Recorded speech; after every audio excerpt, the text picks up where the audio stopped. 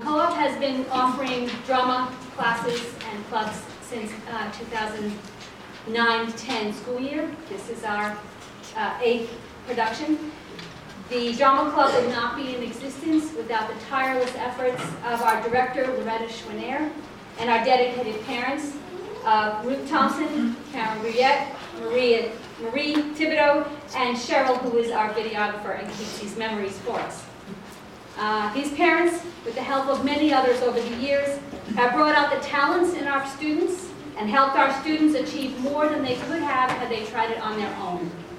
This year, this enthusiastic team of parents has brought these students together to present to you their adaptation of William Shakespeare's comedy, Much Ado About Nothing. And now, on with the show.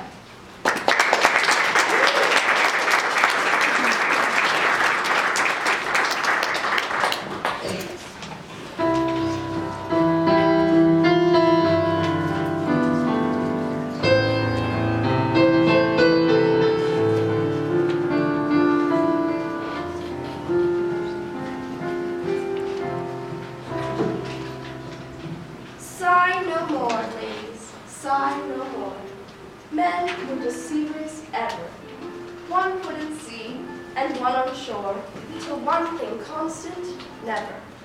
Then sigh not so, but let them go, and be you blithe and bonny, converting all your sounds of woe into hey, nonny, nonny.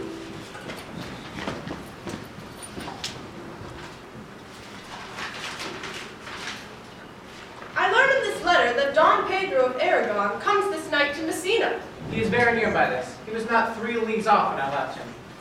How many men have you lost in this action? But few of any sort, and none of name. A victory is twice itself when the achiever brings home full numbers. I find here that Don Pedro hath bestowed much honor on a young Florentine called Claudio. Much deserved on his part, and equally remembered by Don Pedro. He hath borne himself beyond the promise of his age, doing, in the fig of the land, the feats of a lion. I pray you, is Senor Montanto returned from the wars or no? I know none of that name, lady. There was none such in the army of any sort. What is he that you ask for, niece? My cousin being Senor Benedict of Padua. Oh, he has returned, and as pleasant as he ever was. I pray you, how many have you killed and eaten in these wars? But how many have you killed? For indeed, I promise to eat all of his killing. Faith, niece, you tax Senor Benedict too much, but he'll be meet with you, I doubt it not. He hath done good service, lady, in these wars, and a good soldier, too, lady. And a good soldier to a lady. But what is he to a lord? A lord to a lord, a man to a man, stuffed with all honorable virtues. It is so indeed. He is no less than a stuffed man. And as for the stuffing, well, we are all mortal. You must not, sir, mistake my niece. There's a sort of merry war betwixt Senor Benedict and her. They never meet, but there's a skirmish of wit between them. Alas, he gets nothing by that. In our last conflict, 4 of his 5 wits went halting off, and now is the whole man governed with one. Who is his companion now? He hath every month a new sworn brother. Is there no one now who will make a voyage with him to the devil? He is most in the company of the right noble Claudio.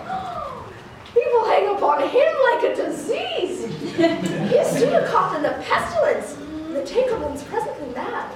God help the noble Claudio. If he have caught the Benedict, it will cost him £1,000 ere the cure. How will prince you, lady? Do, good friend. You will never run mad, niece. Not till a hot January. Don Pedro's approached.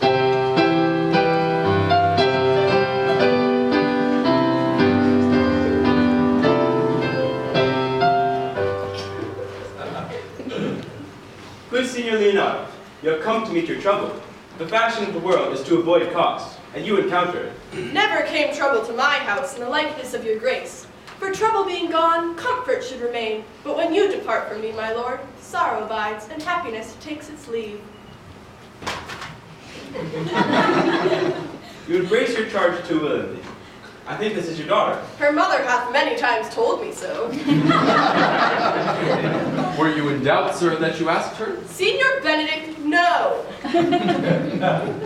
If Signor Leonardo be her father, she she would not have his head on her shoulders for all Messina, as like him as she is. I wonder that you will still be talking, Signor Benedict. Nobody marks you. What, my dear Lady Disdain, are you yet living? Is it possible Disdain should die when she hath such meat food to feed it as Signor Benedict? Courtesy itself must convert to disdain when you come in her presence. Then is courtesy a turncoat. But it is certain I'm loved of all ladies. Only you accepted, and I would I could find in my heart that I had not a hard heart. For truly, I love none. A dear happiness to women. They would not be a gracious suitor. I thank God in my cold blood I'm of your humor for that. I would rather hear my dog bark and crow than a man swear he loves me. God keep your ladyship still in that mind. So some gentleman or other shall scape a predestinate scratched face. Scratching could not make it worse as for such a face as yours were. Well, you are a rare parrot teacher. A bird of my tongue is better than a beast of yours. I would my horse had the speed of your tongue, but keep your way. I have done. You always end with a jade's trick. I know you of old. Signor Benedict and Signor Claudio, my dear friend Leonardo hath invited you all. I tell him we shall stay here at least a month, and he hardly prays some occasion may detain us longer. Let me bid you welcome, my lord. Being reconciled to the prince your brother, I owe you all duty. I thank you. I'm not of many words, but I thank you. Please hit your grace lead on. Your hand, Leonardo, we will go together.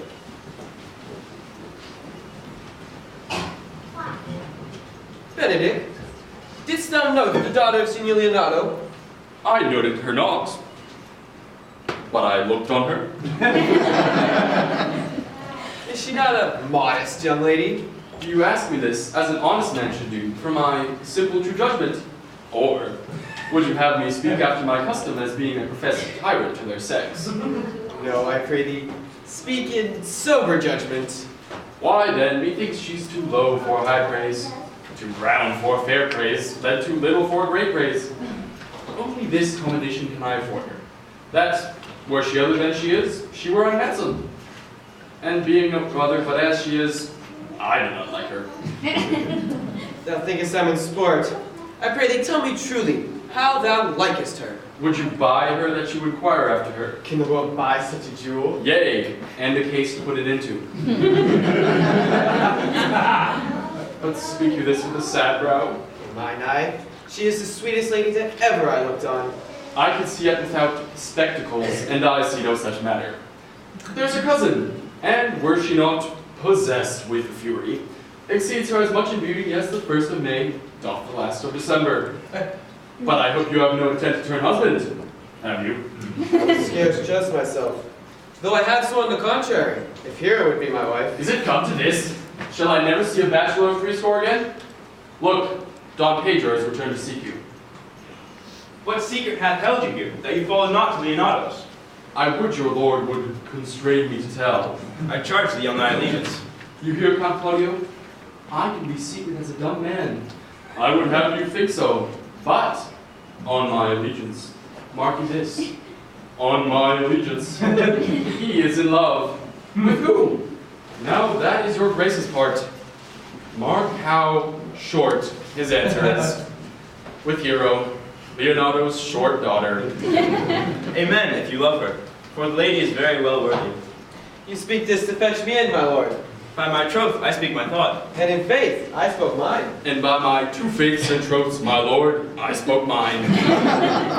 That I love her, I feel. That she is worthy, I know. That I neither feel how she should be loved, nor know how she should be worthy is the opinion that fire cannot melt out of me. I will die in it at the stake.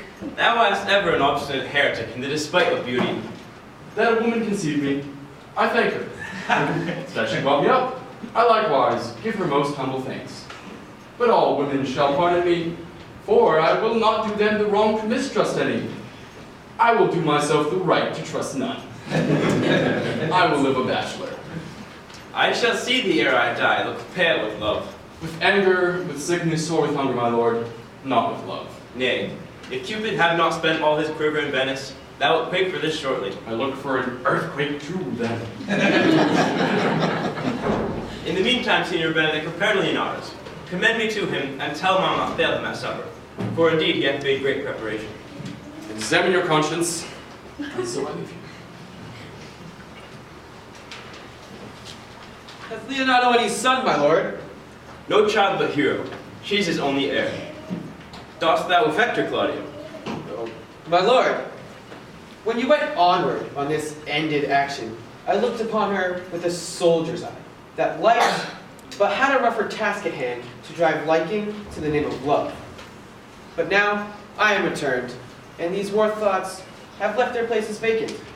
And in their rooms come thronging soft and delicate desires, all prompting me how fair young Hero is, saying, I liked her ere I went to war. Thou wilt be like a lover presently, and tire the hero with a book of words.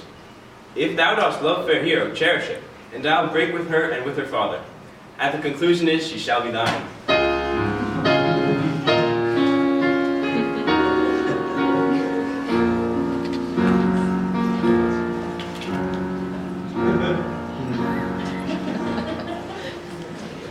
What the good year, my lord?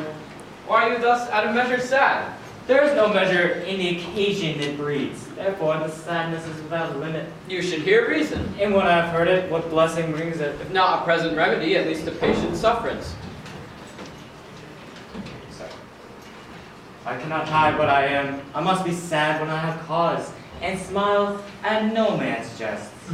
Yea, but you have of late stood out against your brother, and he hath taken you newly into his grace, whereas impossible you should take true root. But by the fair weather that you make yourself, is needful that you frame the season for your own Honest harvest. man must not be denied. I have but rather I'm be a plain king and a demon hedge filled. with a rose in his grace. Therefore, I have decreed not to sing in my though I cage. cannot be a said If I had my liberty, I would do my liking. In the meantime, let me be that I am, and seek not to alter me. What news brought you? I came yonder from a great supper. The prince, your brother, is royally entertained by Leonardo, and I can give you intelligence of an intended marriage. Would serve for any model to build mischief on.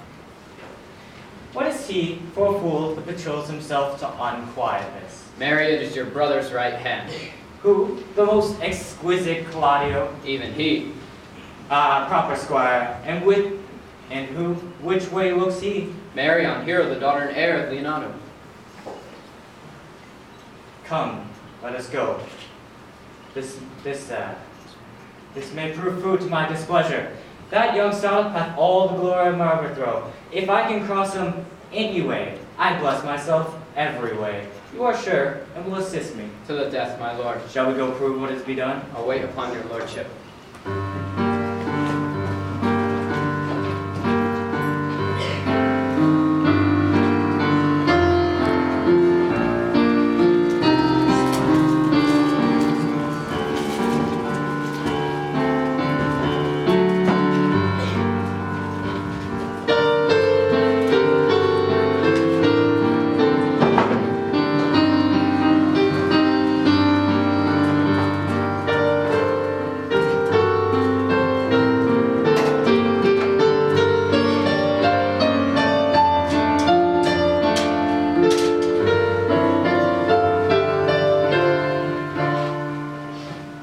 Was not Count John here at supper? I saw him not. How tardy that gentleman looks. He is of a very melancholy disposition. I never can see him, but I'm heartburned an hour after. By my troth, niece, thou will never get thee a husband if thou be so shrewd of thy tongue. For the which blessing I am on my knees every morning and evening. I could not endure a husband with a beard on his face. You may lay on a husband that hath no beard. And what shall I do with him? Dress him in my apparel and make him my raging gentlewoman. He that hath a beard is more than a youth, and he that hath no beard is less than a man. And he that is more than youth is not for me. And he that is less than a man, I am not for him. Well, niece, I hope to see you one day fitted to the husband. Not till God make men of some other metal than earth. Would it not grieve a woman to be overmastered with a piece of valiant dust? To make an account of her life to a clod of wayward marl? No, uncle, I'll none. Adam's sons are my brethren, and truly, I hold it a sin to match in my kindred. You apprehend passing shrewdly. I have a good eye, uncle. I can see a church by daylight. The revelers are entering, brother. Make good room.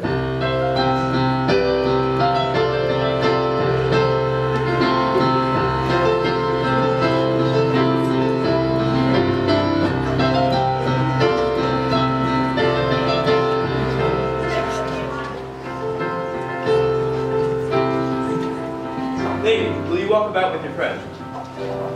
Well, I would, did you like me?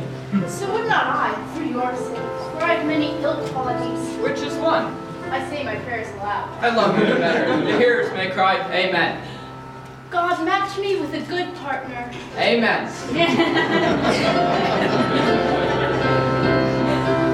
Will you not tell me who told you so? Nor will you not tell me who you are? Not now. That I was disdainful? That I have my good wit out of 100 merry tales? Why, this is Signor Benedict who said so. What's he? Sure you know him well enough. Not I, believe me. Did he never make you laugh? I pray you, what is he? Why, he's the prince's jester. A very dull fool.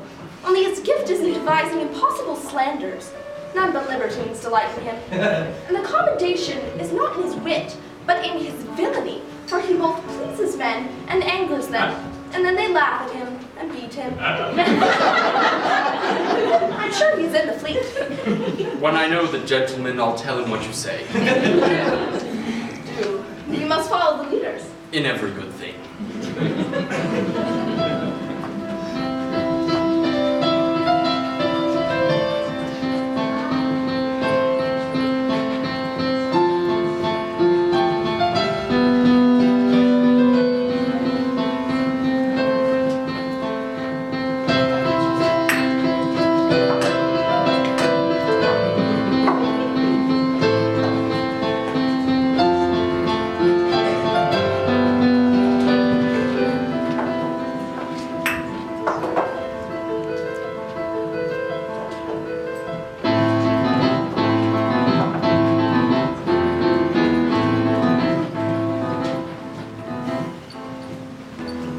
Alas, but that my Lady Beatrice should know me, and not know me.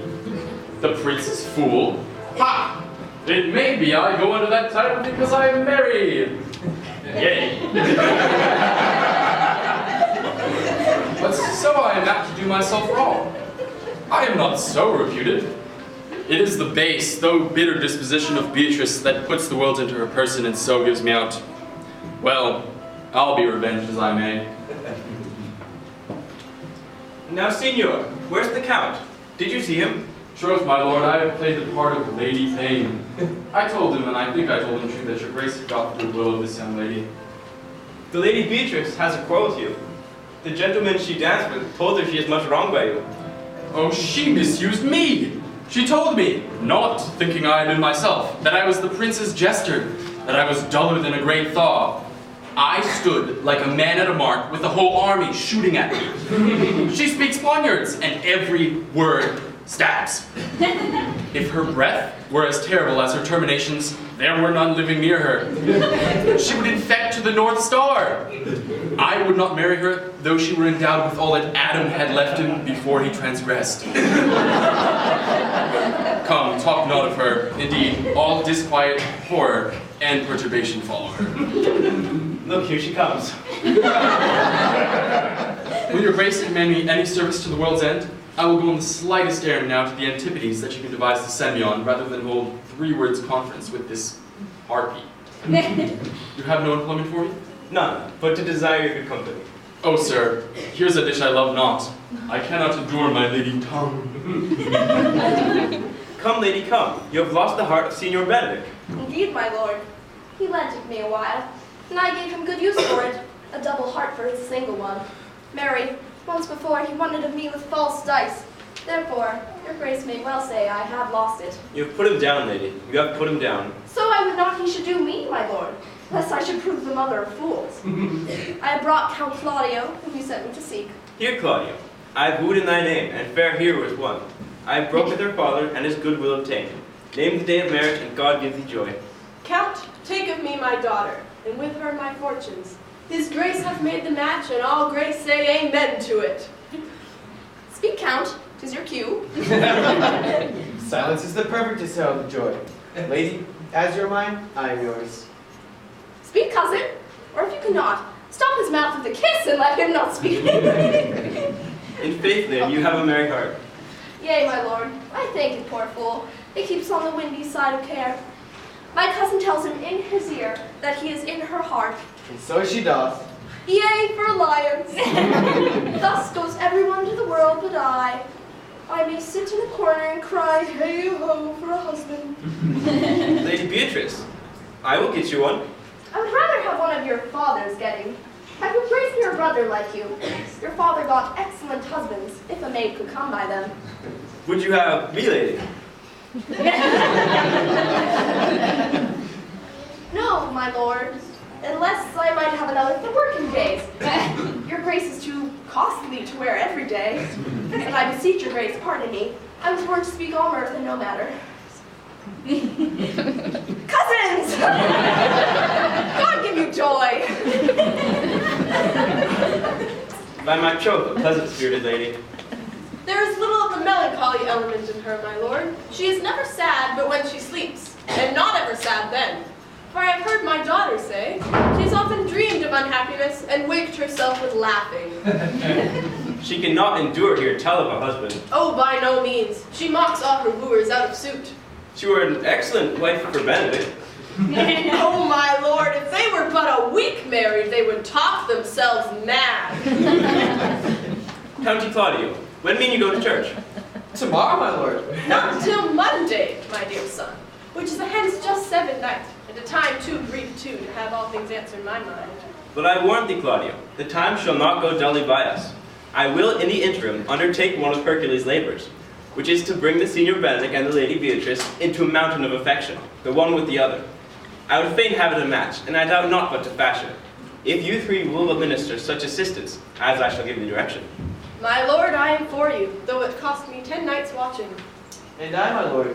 And you too, gentle hero? I will do any modest office, my lord, to help my cousin to a good husband. If we can do this, Cupid is no longer an archer. His glory shall be ours, for we are the only love gods.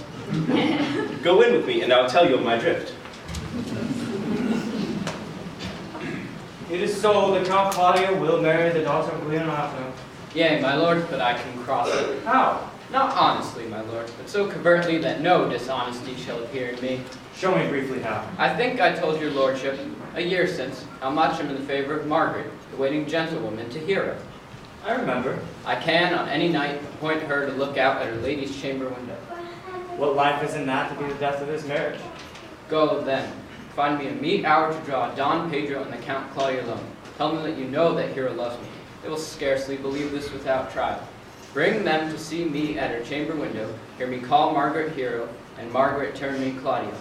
And I will so fashion the matter that Hero shall be absent, and there shall appear such seeming truth of Hero's disloyalty, that jealousy shall be called assurance, and all the preparation overthrown. Grow this to what adverse issue it can. I will put it in practice. Be cunning in working this, and thy fee is 1,000 ducats. Be you constant in the accusation, and my cunning shall not shame me.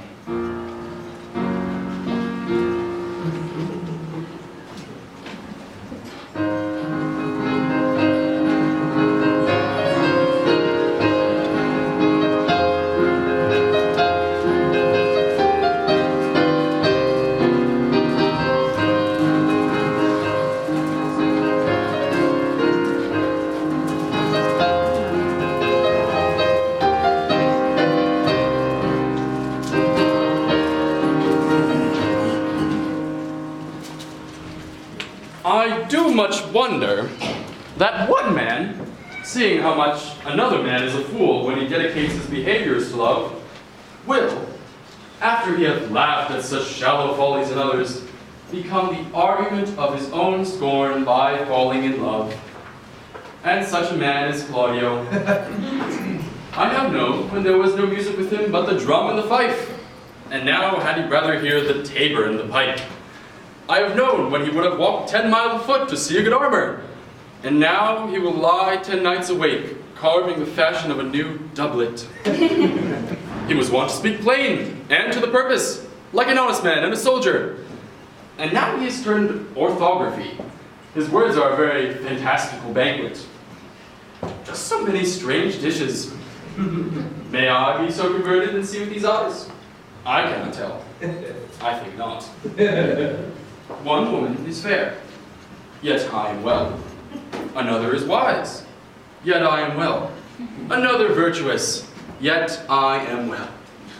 But till all graces be in one woman, one woman shall not come in my grace. Rich she shall be, that's certain. Wise, or I'll none. Virtuous, or I'll never cheapen her. Fair, or I'll never look on her. Mild, or come not near me. Noble, or not I for an angel. Of good discourse, an excellent musician, and her hair shall be of what color it please God. Ha! The prince said, Monsieur Love. I will hide me in the arbor. See you where Benedict hath hid himself. Oh, very well, my lord.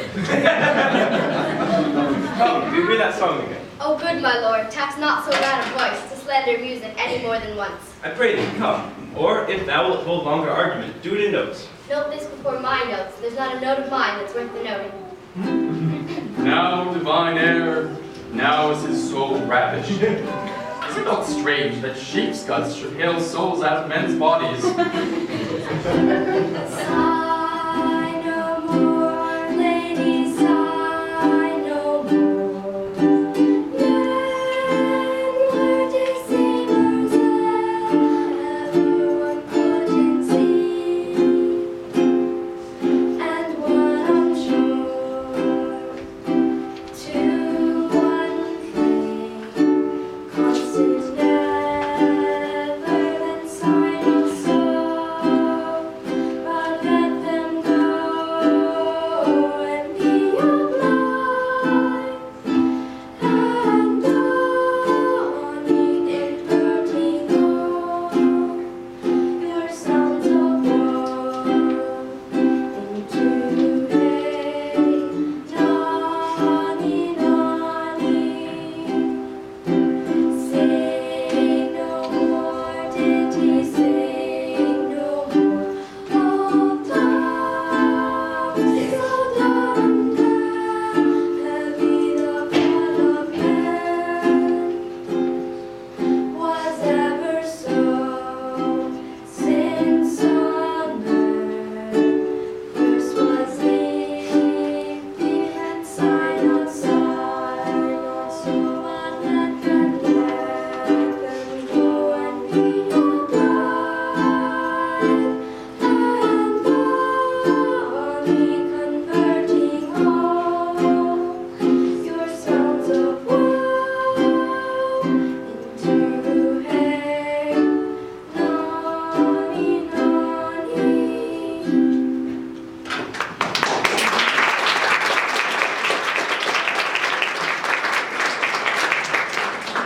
By my troth, a good song. And an ill singer, my lord. No.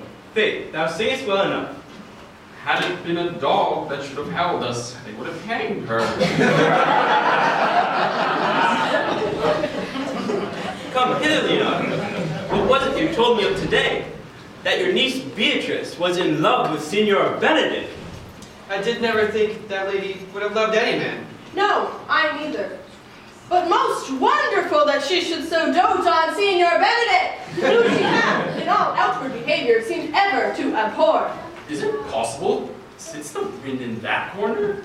By my troth, my lord, I cannot tell what to think of it, but that she loves him with an enraged affection. It is past the infinite thought. Maybe she doth but counterfeit. Faith, like enough. Counterfeit? There was never counterfeit of passion. Came so near the life of passion as she discovers it. Why? What effects of passion shows she? Bait the hook well. This fish will bite. What effects, my lord? You heard my daughter tell you how. Indeed. How, I pray you. You amaze me. I should think this a trick, but that Leonardo speaks it. Knavery cannot sure hide himself in such reverence. He hath taken the infection. Hold it up. And swears she never will. That's her torment. But she'll be up 20 times a night, and there she will sit in her smock till she has ripped a sheet of paper. My daughter tells us all. And then down upon her knees she falls, weeps, sobs, beats a heart, tears her hair, prays, curses. Oh, sweet Benedict, God give me patience.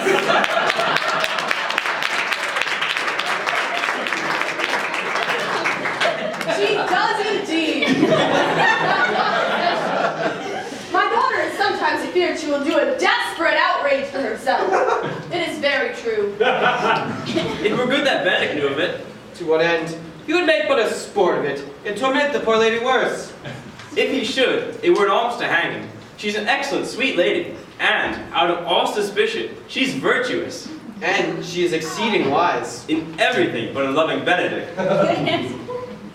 Well, I am sorry for her, as I have just cause, being her uncle and her guardian. I would she had bestowed this dotage on me. I pray you, tell Benedict of it and hear what he'll say. Never tell him, my lord. Let her wear it out. Good counsel. Nay, that's impossible. She may wear her heart out first.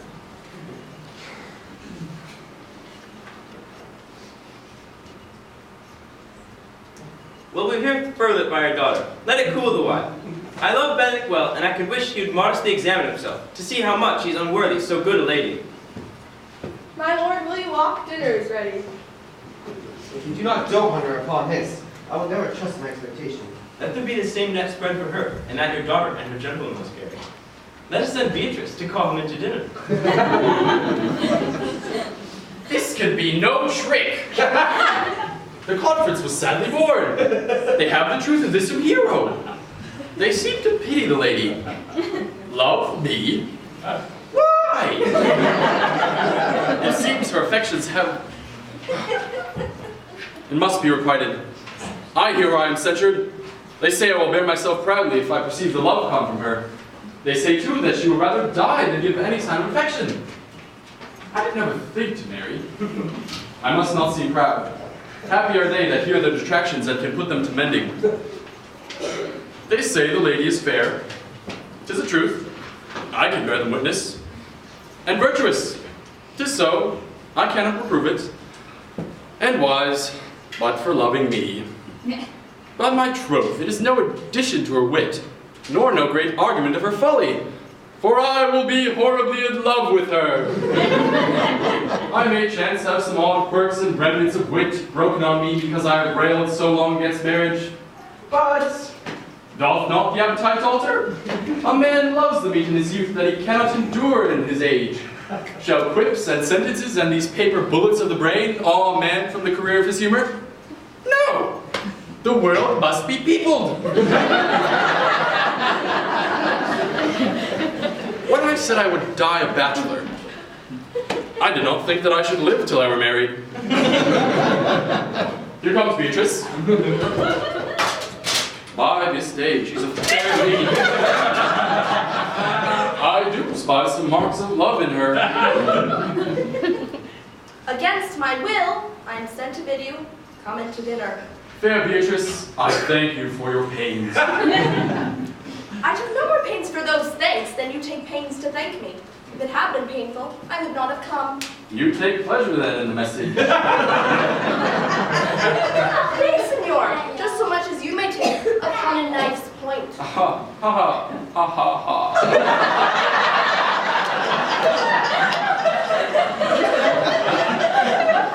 Stomach, senor. Very well. Against my will, I am sent to bid you come into dinner. There's a double meaning in that.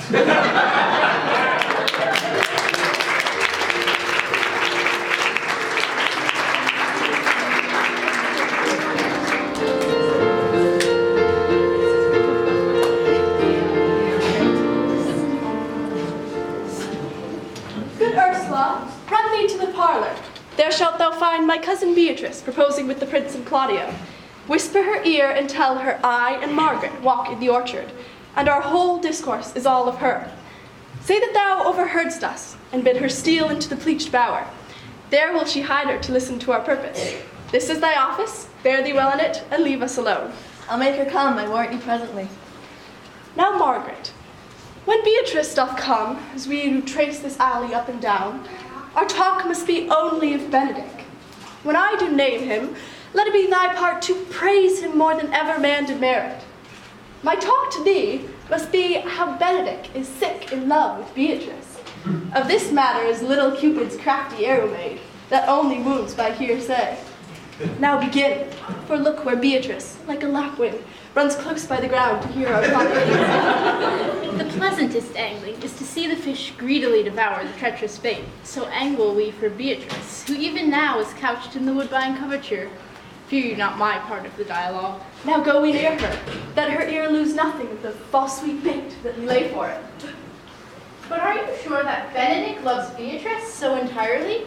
So says the prince and my new betrothed lord. And did they bid you tell her of it, madam? They didn't treat me to acquaint her of it, but I persuaded them, if they loved Benedict, to bid him wrestle with affection, and never to let Beatrice know of it. Why did you so? Doth not the gentleman deserve Beatrice? O God of love, I know he doth deserve as much as may be yielded to a man. But nature never framed a woman's heart prouder stuff than that of Beatrice. Disdain and scorn ride sparkling in her eye, misprizing what they look on, and her wit values itself so highly that to her all matter else seems weak. She cannot love, nor take no shape nor project of affection. She is so self-endeared. Sure, I think so, and therefore certainly it were not good she knew his love, lest she make sport at it. Why, you speak the truth. I never yet saw man, how wise, how noble, young, how rarely featured, but she would spell him backwards. So turned she every man the wrong side out. Sure, such carping is not commendable. No, but who dare tell her so? If I should speak, she would mock me into air. Oh, she would laugh me out of myself, press me to death with wit. Therefore, let Benedict, like covered fire, consume away in sighs, waste inwardly. It were better death than die with mocks, which is as bad as die with tinkling. Tell her of it. Hear what she will say. No, rather I will go to Benedict, and counsel him to fight against his passion. And truly, I'll devise some honest slanders to save my cousin with. One does not know how much of ill word may employ some liking. Oh, do not do your cousin such a wrong. She cannot be so much without true judgment, having so swift and excellent a wit as she is prized to have, as to refuse so rare a gentleman as Signor Benedict. He is the only man of Italy, always excepted, my dear Claudio. I pray you, be not angry with me, madam, speaking my fancy. Signor Benedict, for shape, forbearing, argument, and valor, goes foremost in report to Italy. Indeed, he hath an excellent good name. His excellence did earn it ere he had it. When are you married, madam? Why, every day tomorrow. Come, go in. I'll show thee some attires, and have thy counsel which is the best to furnish me tomorrow. She's limed, I'll warrant you. We have caught her, madam. If it proves so, then loving goes by haps. Some Cupid kills with arrows, some with traps. What fire is in my ears? Can this be true? Stand I condemned for pride and scorn so much? Contempt, farewell, and maiden pride, adieu. No glory lives behind the back of such.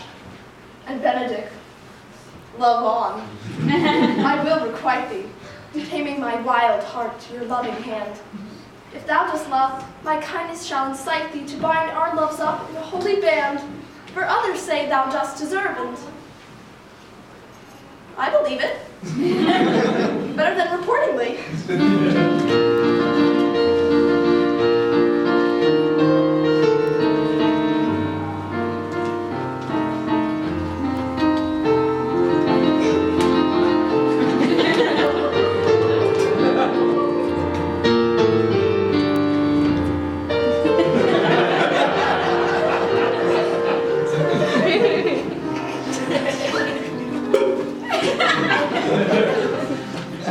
Gallants, I am not as I have been. So say I. Methinks you are sadder. I hope he be in love. Hang him, truant. There's no true drop of blood in him to be truly touched with love. If he be sad, he wants money. He brushes his hair each morning. What should that bode? The greatest note of it is his melancholy. And when was he wont to wash his face? Indeed, that tells a heavy tale for him. Conclude. He is in love. Nay, but I know who loves him. That would I know too. I warrant one that knows him not. Old Signor, walk aside with me. I have studied 8 or 9 wise words to speak to you, which these Hobby horses must not hear. For my life to break with him about Beatrice. God save you, brother. Good den, brother. If your leisure served, I would speak with you. In private? If it please you, yet Count Claudio may hear, for what I would speak of concerns him. Means your lordship to be married tomorrow. You know he does.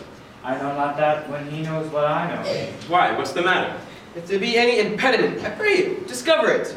I came hither to tell you the lady is disloyal. Who? Hero? Even she, Leonato's hero, your hero, every man's hero. Disloyal? The word is too good to bang out her wickedness. Want it not, till further warned. Go, but with me tonight, you shall see.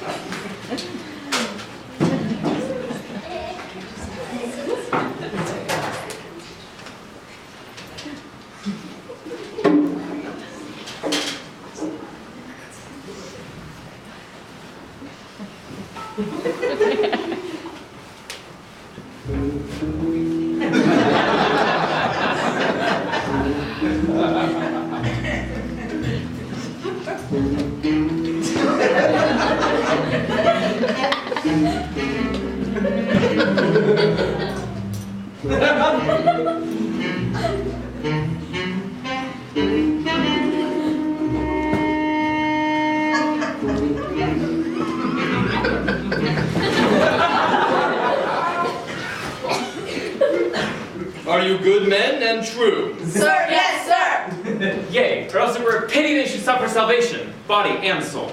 Nay, that were a punishment too good for them, if they should have any honesty in them, being chosen for the prince's watch. Well, give them their charge, neighbor Dogberry.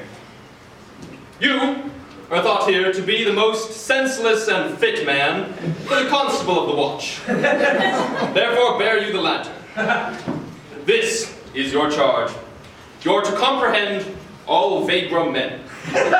You are to bid any man stand in the prince's name. How if they will not stand?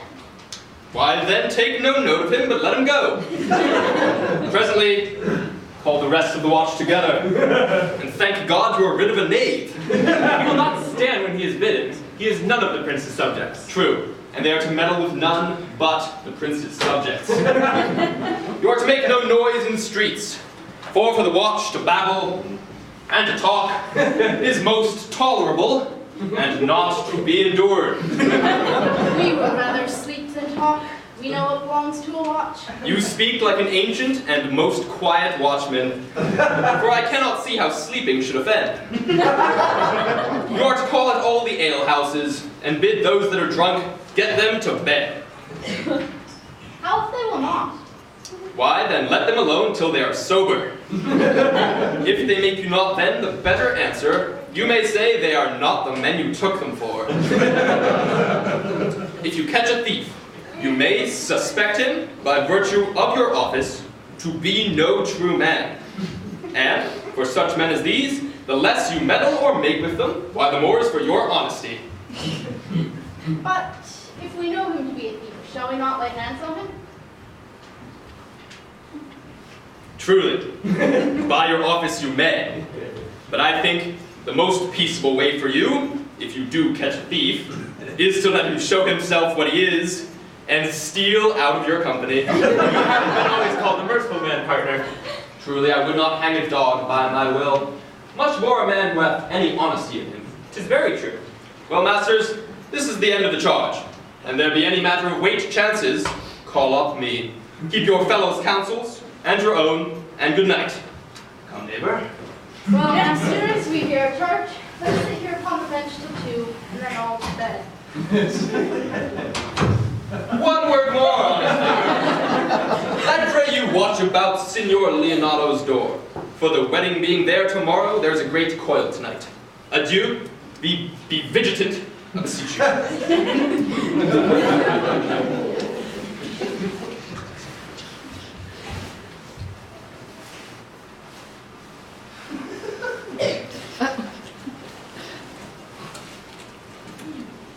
What, Conrad? Peace, stir not. Conrad, I say. Here, man, I'm at the elbow. Form a word with thy tail. Stand thee close, then, and I will, like a true drunkard, utter all to thee. Some treason, masters, yet stand close. Therefore know I've earned of Don John 1,000 ducats. Know that I have tonight wooed Margaret, the lady hero's gentleman. By the name of Hero, she leads me out her mistress' chamber window, bids me 1,000 times good night. I tell this tale violent. I should first tell thee how the Prince Claudio and my master, planted and placed and possessed by my master Don John, saw afar on the orchard this amiable encounter. And they thought Margaret was Hero? 2 of them did, the Prince and Claudio, but the devil my master knew she was Margaret. And away went Claudio in a rage, swore he would meet her, as he was appointed, next morning at the temple, and there before the whole congregation, shame her with what he saw or night, and send her home again without a husband. We charge you in the prince's name, stand. Call up the right master constable. We have here recovered the most dangerous piece of lechery that was ever in the Commonwealth. Masters, never speak. We charge you, let us obey you to come with us.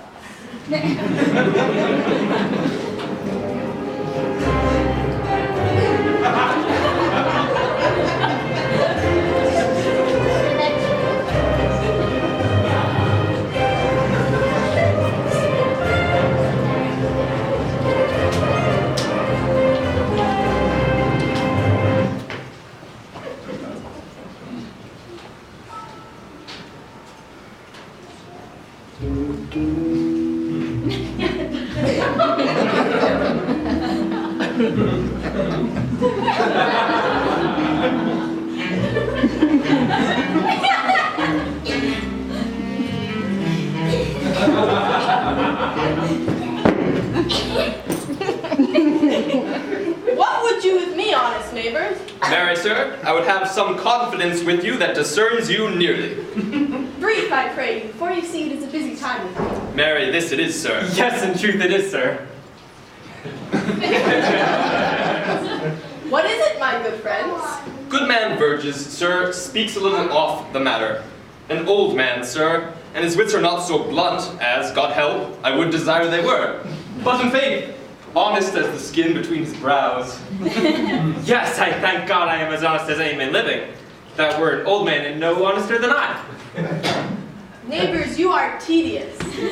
It pleases your worship to say so. But we are the poor duke's officers. But for my own part, if I were as tedious as a king, I could find it in my heart to bestow it all on your worship.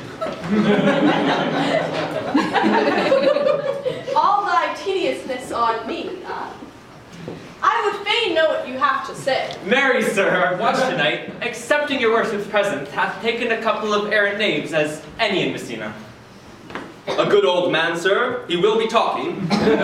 As they say, when the age is in, the wit is out.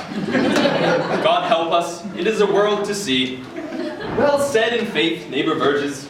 Well, God's a good man, and 2 men ride of a horse, 1 must ride behind.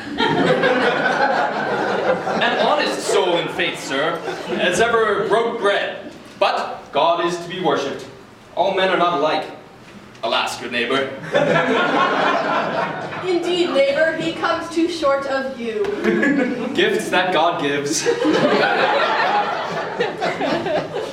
Neighbor, I must leave you. One word, sir.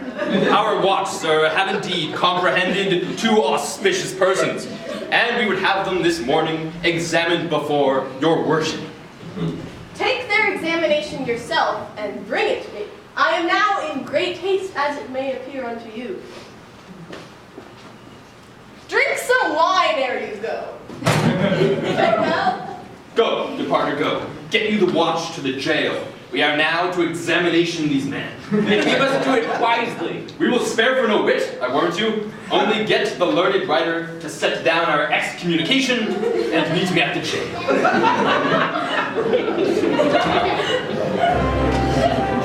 The next one is train.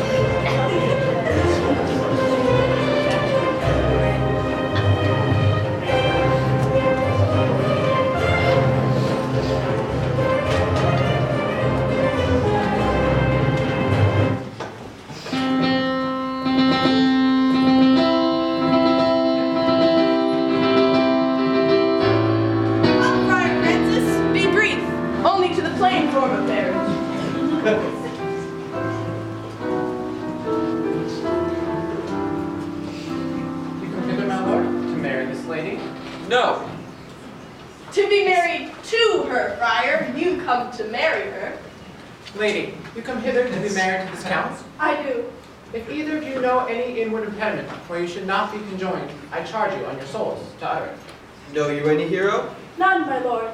Know you any count? I dare make his answer none. Stand thee by, friar.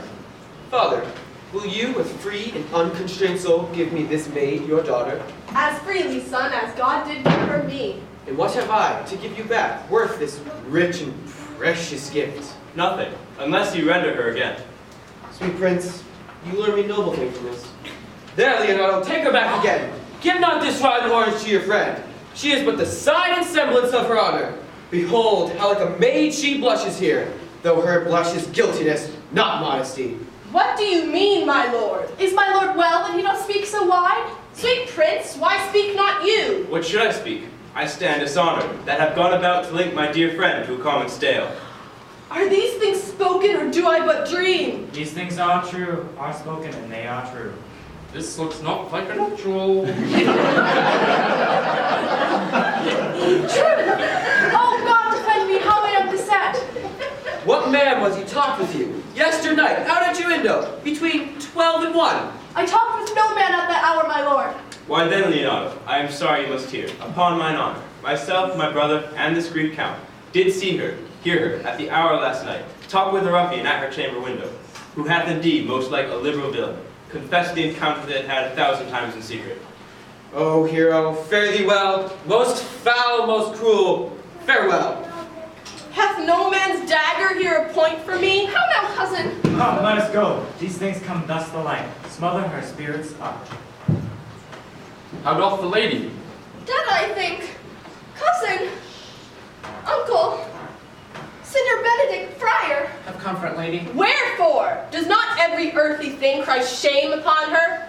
Oh, hero, why ever wast thou lovely in my eyes? Sir, be patient. For my part, I am so tired in wonder I know not what to say. On my soul, my cousin is belied. Would the two princes lie, and Claudio lie, who loved her so, that speaking of her foulness, washed it with tears? Hence from her! Hear me a little. Trust not my age, my reverence, calling, nor divinity. If this sweet lady lie not guiltless here under some biting error. Lady, what man is he you are accused of? They know that do accuse me. I am of none. There's some strange misprision in the princess. 2 of them have the very bent of honor, and if their wisdoms be misled in this, the practice of it lives in John, whose spirits toil in frame abilities. I know not if they speak true of her. If they wrong her honor, the proudest of them shall well hear of it. Pause a while, and let my counsel sway you in this case. Your daughter here, the prince is left for dead. Let her a while be secretly kept in, and publish it, that she is dead indeed. And on your family's old monument, hang mournful epitaphs, and do all rites that appertain unto a burial. What will become of this? What will this do? Mary, this well carried shall on her behalf change slander to remorse. She dying, as it must be so maintained, upon the instant that she was accused, shall be lamented, pitied, and excused of every hearer. For it so falls out, that what we have we prize not to the worth, while we enjoy it. But, being lacked and lost, why then we rack the value. Then we find the virtue that possession would not show us, while it was ours. So will it fare with Claudio. When he shall hear she died upon his words, the idea of her life shall sweetly creep into his study of imagination, into the eye and prospect of the soul. Indeed, then shall he mourn, and wish he had not so accused her. No, though he found his accusation true. Senor Leonardo, let the friar advise you. Being that I flow in grief, the smallest twine may lead me. 'Tis well consented, presently away.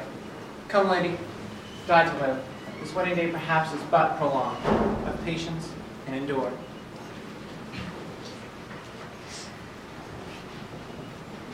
Lady Beatrice, have you wept all this while?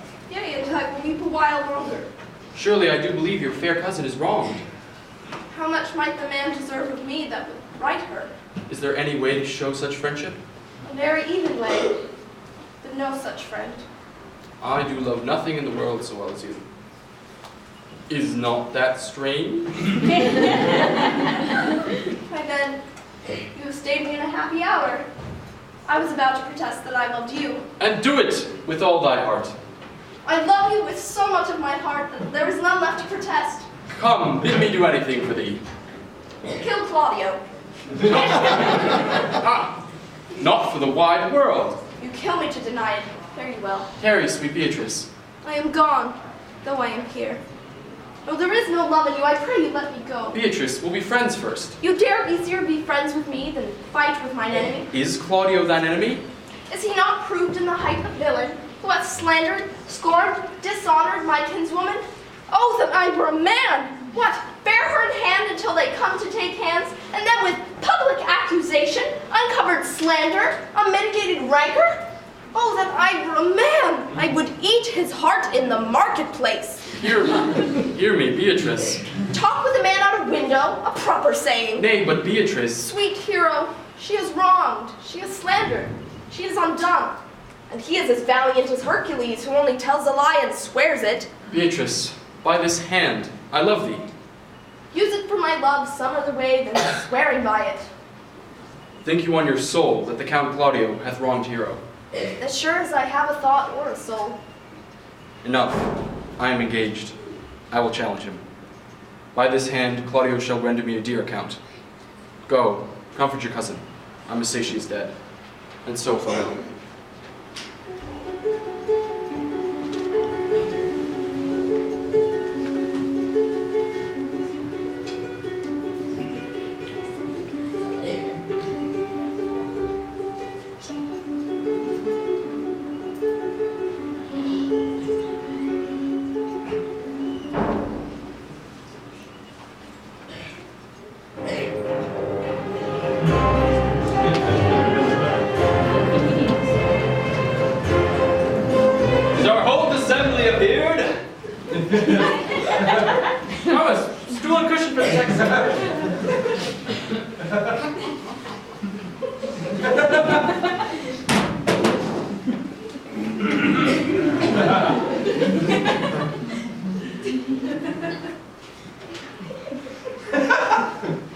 Which be the malefactor? That am I. Nay, that is certain. We have the exhibition to examine. Which are the offenders that are to be examined? Let them come before Master Constable. Yea. Mary, let them come before me. What is your name, friend? Baraccio. Pray write down Baraccio. Yours, Sirrah. I am a gentleman, sir. Oh, a gentleman. And my name is Conrad. Write down Master, Gentleman, Conrad. Masters, do you serve God? Yea, sir, we hope. Write down that they hope they serve God. But write God first. For God defend, but God should go before such villains. Masters, it is proved already that you are little better than false knaves. And it will go near to be thought so shortly. How answer you for yourselves? Marry, sir, we say that we are not. A marvelous witty fellow, I assure you. But I will go about with him. Come you hither, Sirrah, a word in your ear. Sir, I say to you, it is thought you are false knaves. Sir, I say to you, we are none. Go to, for they are both in a tale. Have you written down that they are none? Master Constable, you go not the way to examine. You must call forth the watch that are their accusers. Yea, Mary, that's the eftest way. Let the watch come forth. Masters, I charge you in the prince's name, accuse these men. This man said, sir, that Don John, the prince's brother, was a villain. Write down Prince John a villain. Why, this is flat perjury, to call a prince's brother villain. Pray thee, fellow, peace. I do not like thy look, I promise thee. Heard you him say else. Mary, that he had received 1,000 ducats of Don John for accusing the lady hero wrongfully. Flat burglary as ever was committed. That is. What else, brother? And that Count Claudio did mean, upon his words, to disgrace Hero before the whole assembly and not Mary. O thou villain, thou wilt be condemned into everlasting redemption for this. What else? This is all. And this is more, masters, than you can deny. Hero was Count. In this manner accused, and on this very manner refused, and upon the view of this suddenly died. Master Constable, let these men be bound and brought to me in honor, and I'll go before to show him their examination. Come! Let them be appeased. opinion. Naughty varlet. Away! You are an ignoramus!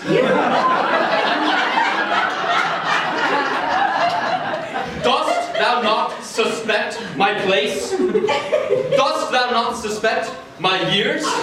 Where's the sexton? Oh, that he were here to write me down an ignoramus. But masters, forget not that I am an ignoramus. Though it be not written down, yet forget not that I am an ignoramus. I am a wise fellow, and what is more, an officer, and what is more, a householder.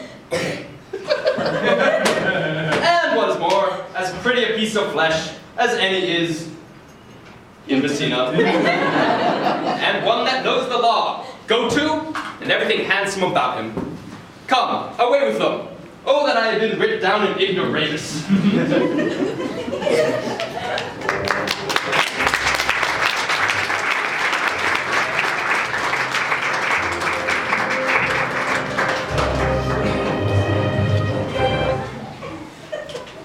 Brother.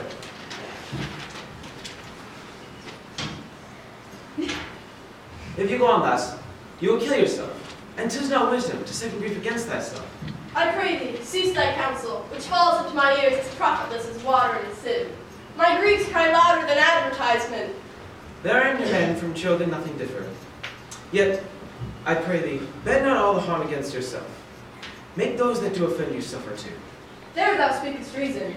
Nay, I will do so. My soul doth tell me Hero is belied. That shall Claudio know, so shall the prince and all that thus dishonor her.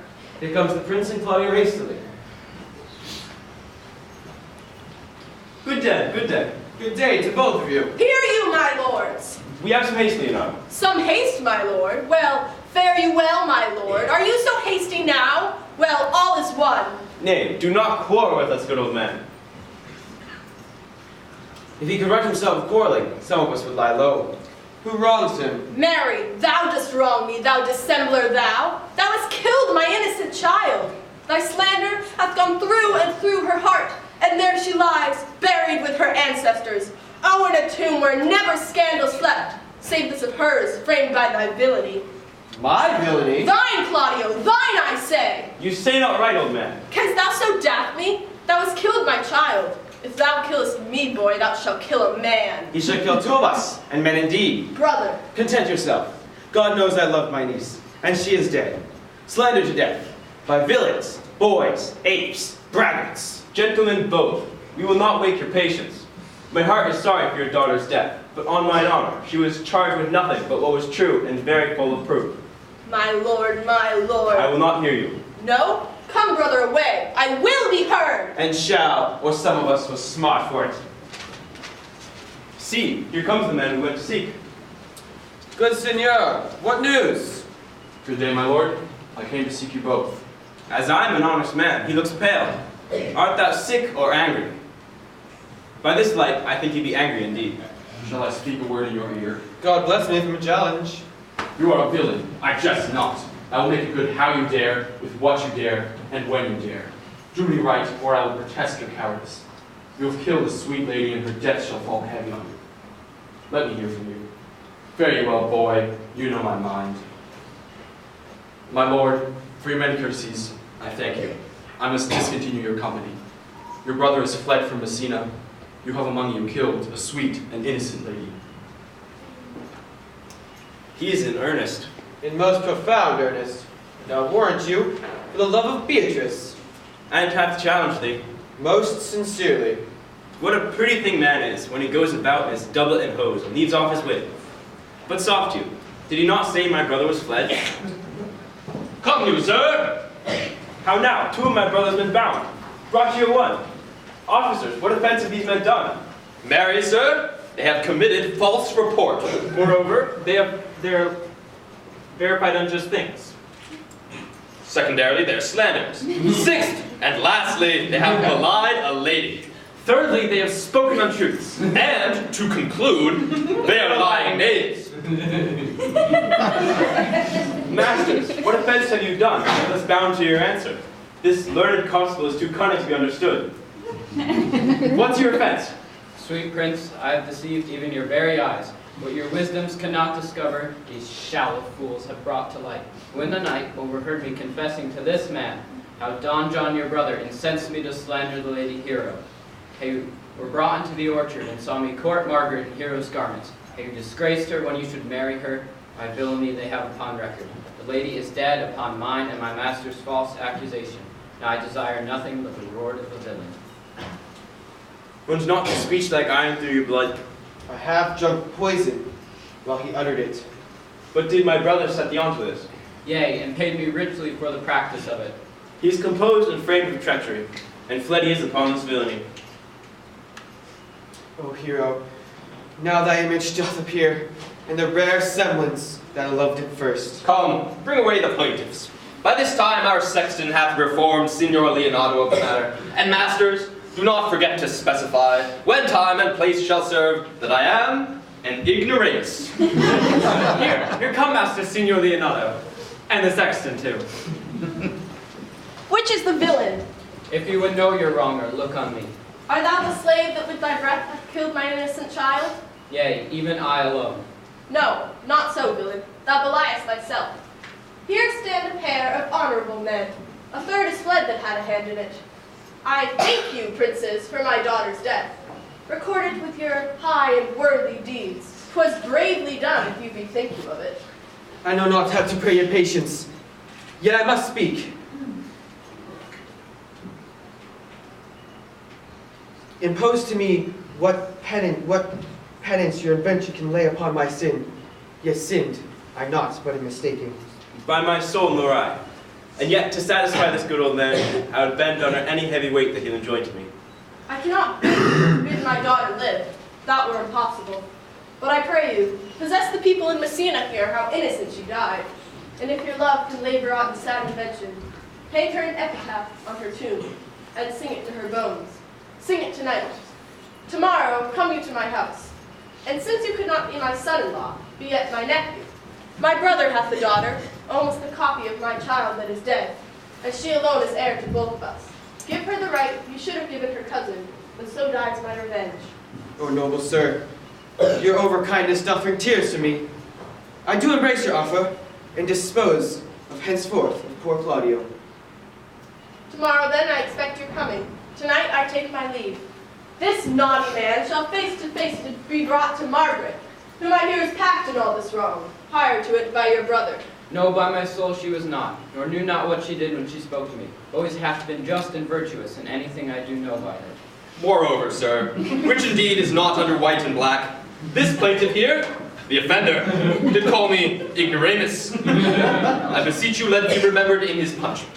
I thank thee for thy care and honest pains. Your worship speaks like a reverend and most thankful youth, and I praise God for it. Here's for thy pains. God save the foundation. Go, I discharge thee of thy prisoners, and I thank thee. I leave an errant knave with your worship, which I beseech your worship to correct yourself for the example of others. God keep your worship. I wish your worship well. God restore you to health. I humbly give you leave to depart. And if a merry meeting may be wished, God prohibit it. Come, neighbor.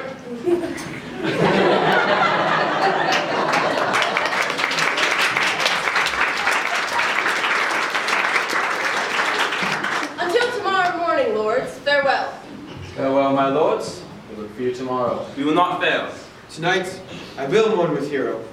Bring you these men on. We'll talk to Margaret. See how her acquaintance grew with this lewd fellow.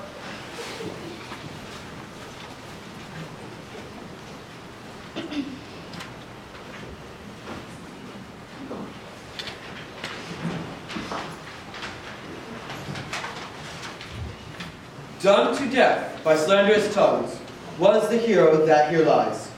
Death engirded of her wrongs gives her fame which never dies, so that the life that died with shame lives in death with glorious fame.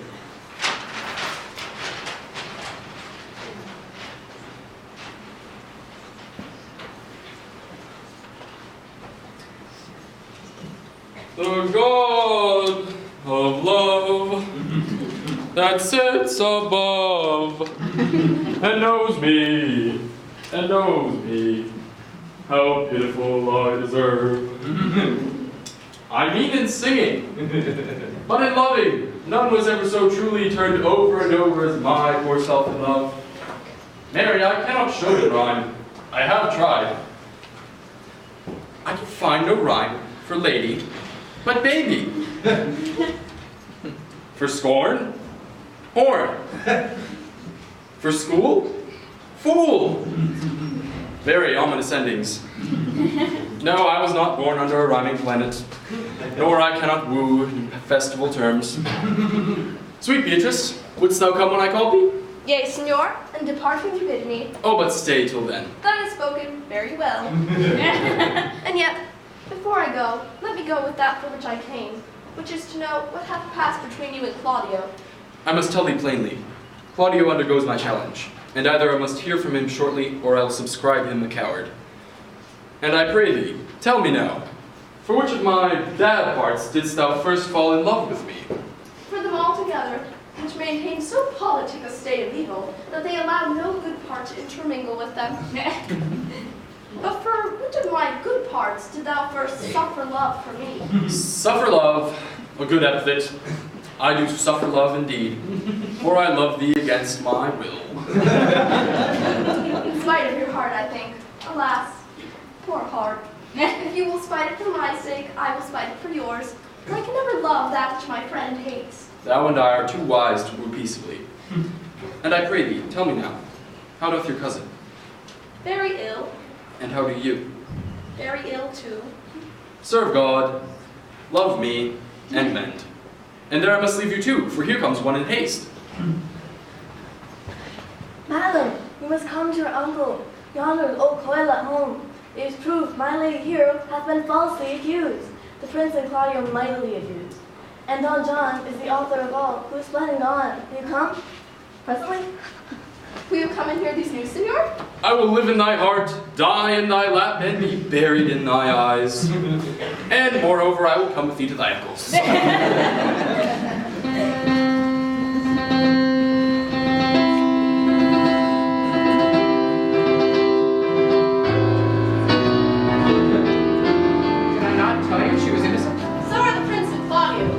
Her upon the error you heard debated. Though Margaret was in some fault for this, although against her will as it appears. Well, I am glad all things sort so well. And so am I, being else by faith been forced to call young Claudio to a reckoning for it.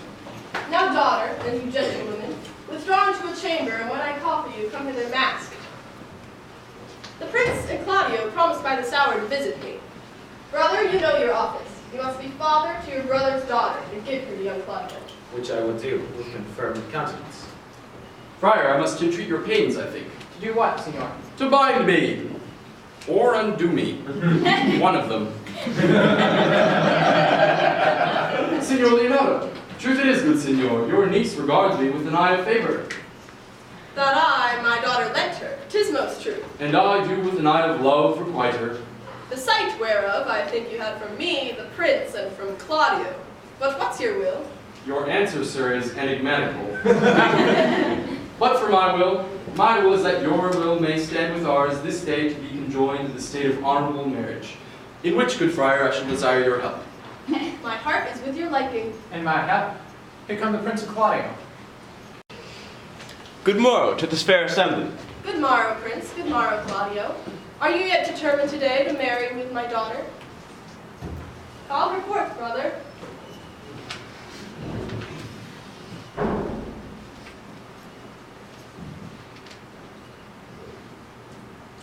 Which is the lady I must seize upon? This same is she, and I do give you her. Then she is mine. Sweet, let me see your face. No, that you shall not do until you take her hand before this friar and swear to marry her. Give me your hand. Before this holy friar, I am yours, if you like it. Hero. One hero died defiled, but I do live, and surely as I live, I am made.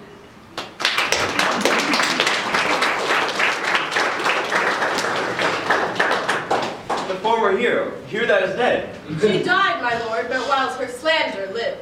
All this amazement can I qualify. When after that the holy rites are ended, I'll tell you largely of fair hero's death. Meantime, let one who seem familiar into the chapel. Let us present. Soft and fair, friar. Which is Beatrice? I answer to that name. What is your will? Do not you love me? Why, no. No more than reason. Why then your uncle and the Prince and Claudio have been deceived. They swore you did. Do not you love me? Troth, no more than reason. Well then, my cousin Ursula and Margaret have been much deceived, for they did swear you did. They swore you were almost sick for me. They swore you were well nigh dead for me. 'Tis no such matter. Then you do not love me? No, in friendly recompense. Come, niece, I am sure you love the gentleman. And I'll be sworn upon it, though he loves her. For here's the paper, written in his hand. A halting sonnet of his own pure brain, fashioned to Beatrice. And here's another written by cousin's hand, stolen from her pocket, containing her affection unto Benedict.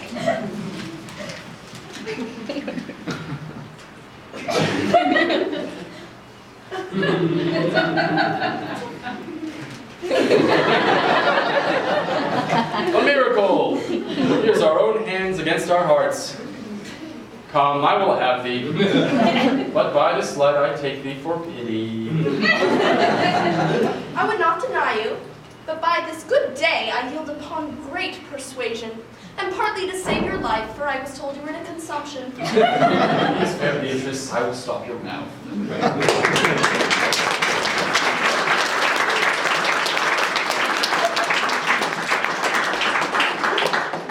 How dost thou, Benedict?